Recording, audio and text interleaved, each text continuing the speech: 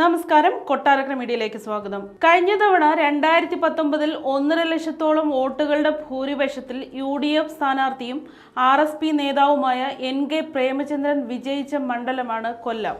RSPയുടെ തറവാടായ കൊല്ലത്ത് hat trick തികയ്ക്കുമോ NK Premachandran? ഇടത് വോട്ടുകൾ ചോർത്തിയെടുത്ത് കുതിച്ച ചരിത്രമുള്ള പ്രേമചന്ദ്രനെ വിറപ്പിക്കാൻ മുഖ്യ എതിരാളിയായ CPMലെ മുകേഷിന് ഏറെ വിയർപ്പൊഴുക്കേണ്ടി വരും എന്നാണ് മണ്ഡലത്തിലെ ചിത്രം വ്യക്തമാക്കുന്നത്.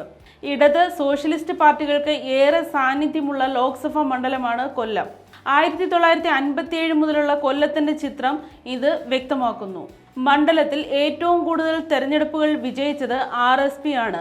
2014 ലോക്സഭാ തെരഞ്ഞെടുപ്പിൽ കൊല്ലം സീറ്റ് നൽകാതിരുന്നതിൽ പ്രതിഷേധിച്ച് RSP കേരള ഘടകം ഇടതുമുന്നണി വിട്ട് UDFൽ ചേർന്നത് വഴിത്തിരിവായി.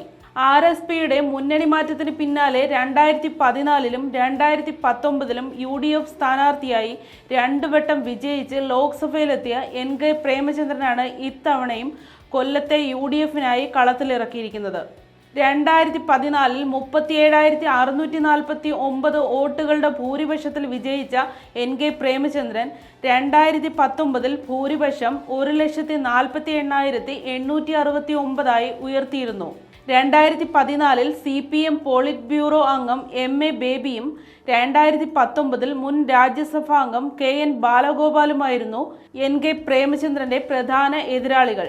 9,69,017 പേർ വോട്ട് ചെയ്ത കൊല്ലത്ത് കഴിഞ്ഞ തവണ 4,99,667 വോട്ടുകളുമായിരുന്നു പ്രേമചന്ദ്രന്റെ പടയോട്ടം. രാജ്യസഭ NP എന്ന നിലയിൽ തിളങ്ങിയതുപോലും ബാലഗോപാലിനെ തുണച്ചില്ല.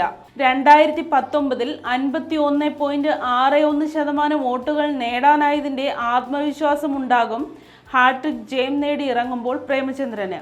മറുവശത്ത് നടനും കൊല്ലം MLAയുമായ മുകേഷിനെ ഇറക്കിയാണ് CPM ഇത്തവണ ആരവം കൂട്ടിയത്.